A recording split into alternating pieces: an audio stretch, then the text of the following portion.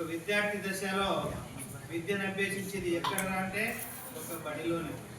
వాళ్ళ గుడిని నమ్ముకోలేదు, ఇంకో దేవుని నమ్ముకోలేదు, నమ్ముకునేది ఒకటే, బడిని నమ్ముకున్నారు, బడిలో ఉన్నటువంటి టీచర్లను నమ్ముకున్నారు.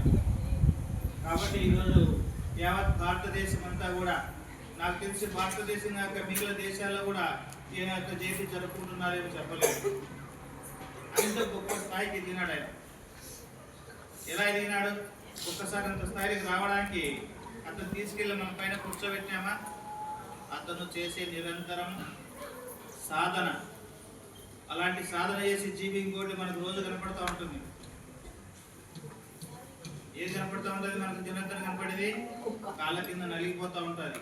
అది రాత్రి నిద్రపోదు, పగులు నిద్రపోదు, చీమ. అందుకే దానికి ఒక ప్రత్యేక శక్తి, ప్రత్యేక బలం ఉంది.